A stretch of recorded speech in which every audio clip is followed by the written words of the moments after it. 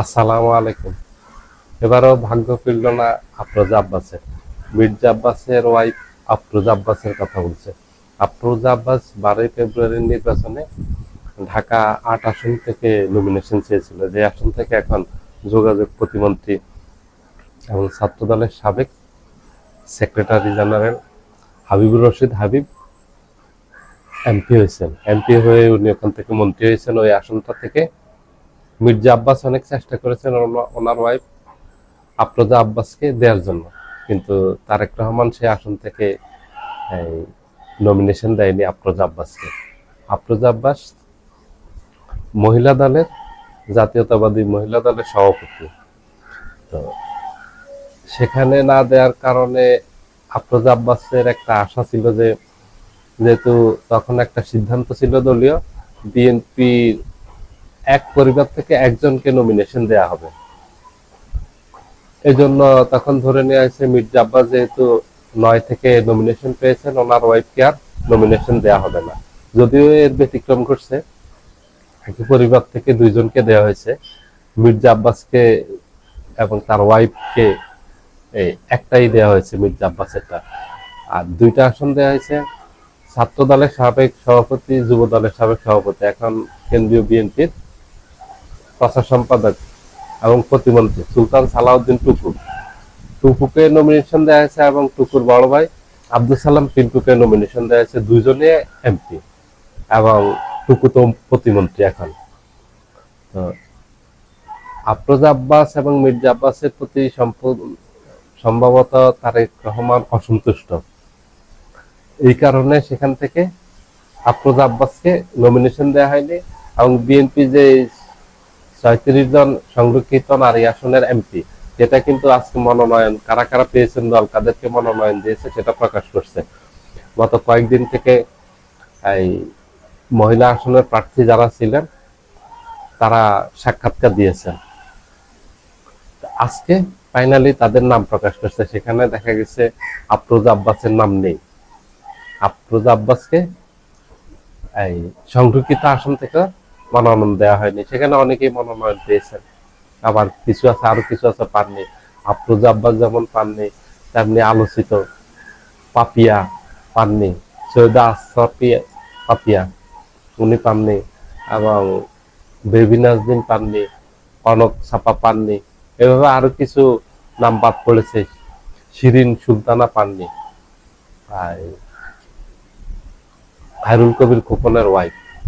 আরো অনেক প্রত্যাশী ছিলেন, অনেকে পাননি, আবার অনেক চমক দেখিয়েছেন। ছাত্র দলের বর্তমান কেন্দ্রীয় কমিটির সহসভাপতি, আলোচিত ছাত্র দলের নেত্রী মানসুরা আক্তার পেয়েছেন। চট্টগ্রামের সাবেক এমপি হুইপ ছিলেন উনি ২০০১ সালে, ওয়াহিদুল আলম, ওনার মেয়ে শাকিলা শারমিন, ও পেয়েছে, ব্যারিস্টার। ওকে নিয়েছে, ভালো হয়েছে, কারণ ওর একটা ত্যাগ আছে। আওয়ামী লীগের সময় কারাগারে ছিলেন, তাকে দীর্ঘদিন কারাগারে থাকতে হয়েছে, এবং তাকে অনেক জুলুম করছে, তার উপরে তাকে অনেক অত্যাচার সহ্য করতে হয়েছে। অনেক ত্যাগী করছেন, আবার অনেকেই বঞ্চিত হয়েছেন। এখানে উল্লেখ করার মতো হলো আফরোজা আব্বাস পাননি।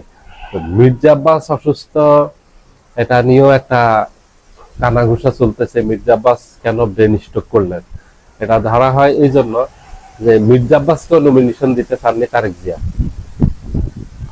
এটা নির্বাচনের আগে যখন মনোনয়ন বোর্ড বসে, সেখানে মির্জা আব্বাসকে নমিনেশন দিতে চাননি, কারণ তারেক জিয়া ওনার উপর অসন্তুষ্ট। ঢাকার আন্দোলনগুলো গত ১৭ বছরে ওনার কারণে ব্যর্থ হয়ে গেছে, এটা হলো সবার ধারণা। উনি শেখ হাসিনার কাছে আন্দোলন সংগ্রামের সকল পরিকল্পনা যেগুলি করা হতো সেগুলি প্রকাশ করে দিতেন, এই জন্য বারবার আন্দোলন ব্যর্থ হয়ে গেছে, এবং দলের সাথে বিশ্বাসঘাতকতা করেছেন উনি। এটা দলের ভিতরে এই আলোচনাটা আছে। এই জন্য তারেক জিয়ার রোষে পড়ছেন এই পুরো আব্বাস পরিবার। শেষ পর্যন্ত মির্জা আব্বাসকে নমিনেশন দিয়েছে, এমপি হয়েছেন, কিন্তু ওনাকে মন্ত্রী বানাননি। এটা মির্জা আব্বাস দিতে পারেননি যে উনি মন্ত্রী হননি, অনেক জুনিয়র মন্ত্রী হয়েছে, এবং ওনার ধারণা হয়েছে ওনার থেকে অনেক অযোগ্য মানুষ মন্ত্রী হয়েছে। উনি দলের স্থায়ী কমিটির সদস্য এবং খুবই গুরুত্বপূর্ণ মানুষ, এবং ঢাকার মতো জায়গায় ওনার বিশ প্রভাব আছে। ওনাকে মন্ত্রী পরিষদে নেননি, ওনার ধারণা ছিল উনি খুবই গুরুত্বপূর্ণ মন্ত্রণালয় পাবেন। তো ওনাকে তো গুরুত্বপূর্ণ মন্ত্রণালয় দেয়া হয়নি, ওনাকে একেবারে সাইড করে দেওয়া হয়েছে বিএনপি রাজনীতি থেকে আজীবনের জন্য। কারণ এবারের পর উনি আর নমিনেশন পাবেন না। এক হলো ওনার বয়স দিবে না, দ্বিতীয় হলো ওনাকে সাইড লাইনে ফেলে দেওয়া হয়েছে এবং ওনাকে গুরুত্বহীন করে ফেলা হয়েছে দলের ভিতরে, একেবারে ওনাকে একা করে ফেলা হয়েছে। মির্জা আব্বাসকে একেবারে দলের থেকে বিচ্ছিন্ন অবস্থায় রাখা হয়েছে, শুধু নাম অবস্থায় একটা পদ দেওয়া হয়েছে, সেটা হলো প্রধানমন্ত্রীর উপদেষ্টা করা হয়েছে মন্ত্রীর পদমর্যাদায়। তো এটা সবাই জানেন, এটা হলো কোনো ক্ষমতা নেই, ঢাল নেই, তলোয়ার নেই, নিধিরাম সরকার একটা গল্প আছে না ঠিক ওরকম। এখানে কোনো ক্ষমতা নেই, এখানে ঢাল তলোয়ার কিছু নেই, জাস্ট মন্ত্রীর পদমর্যাদায় একটা পদ দিয়ে রাখলেই, আর কিছু না। এখানে কোনো ক্ষমতা, এখান থেকে কিছু করা কিচ্ছু সম্ভব না। এই একটা পদ দিয়ে দিয়েছে, নাম তো আছে, এইভাবে অনেকেরই দিছে, এবং এটা গুরুত্বহীন। কিছু উপদেষ্টা আছে যাদের গুরুত্ব আছে, যেমন তাদেরকে বিভিন্ন মন্ত্রণালয়ে উপদেষ্টা করা হয়েছে। নজরুল ইসলাম খান, ওনাকে মন্ত্রী পরিষদে নেওয়া হয়নি, কিন্তু উপদেষ্টা করা হয়েছে। ওনাকে কয়েকটা গুরুত্বপূর্ণ দায়িত্ব দেওয়া হয়েছে। একটা হলো প্রধানমন্ত্রী রাজনৈতিক উপদেষ্টা, এটা কিন্তু খুবই গুরুত্বপূর্ণ পদ। দ্বিতীয় হলো নজরুল ইসলাম খানকে কয়েকটা মন্ত্রণালয়ের উপদেষ্টা করা হয়েছে, তো এগুলি গুরুত্বপূর্ণ। আর মির্জা আব্বাসকে এর বাহিরে রাখা হয়েছে, কারণ গত 17 বছর বিএনপি যে আন্দোলন করছে সেগুলি ব্যর্থতার জন্য ঢাকায় এসে যে মুখ থুবলে পড়ে সফলতা পায়নি, এটার জন্য একেবারে প্রধান দায়ী করা হয় হলো মির্জা আব্বাসকে। মির্জা আব্বাসের ব্যবসা বাণিজ্য সব ঠিক ছিল গত 17 বছরে। বিএনপির কিন্তু অসংখ্য নেতা কর্মী ব্যবসা বাণিজ্য করতে পারেনি। সিনিয়র অনেক নেতৃবৃন্দের ব্যবসা ছিল একেবারে, সেগুলি শেষ হয়ে গেছে, আওয়ামী লীগ করতে দেয়নি সেগুলি। আওয়ামী লীগের সময় যেই অত্যাচারের শিকার হয়েছে, যারা রাজপথে ভূমিকা রেখেছে আন্দোলন সংগ্রামে, তারা তাদের ব্যবসা বাণিজ্য টিকিয়ে রাখতে পারেননি, সব ধ্বংস করে দিয়েছে আওয়ামী লীগ। কিন্তু মির্জা আব্বাসের কোনো ব্যবসা সমস্যা হয়নি, মির্জা আব্বাসের যে ঢাকা ব্যাংকের কোনো সমস্যা হয়নি, মির্জা আব্বাসের অনেক ব্যবসা আছে, ওইসব ব্যবসার কোনো ক্ষতি হয়নি।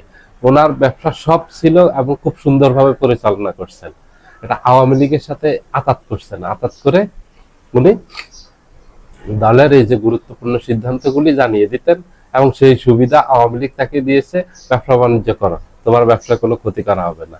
আর মাঝে মাঝে গ্রেপ্তার করছে, এটা ছিল নাটক, এটা দেখানোর জন্য যে মির্জা আব্বাসের উপর, এই মির্জা আব্বাসকেও গ্রেপ্তার করা হয়েছে, রিমান্ডে নেওয়া হয়েছে, কয়েকবারই জেলে গেছেন।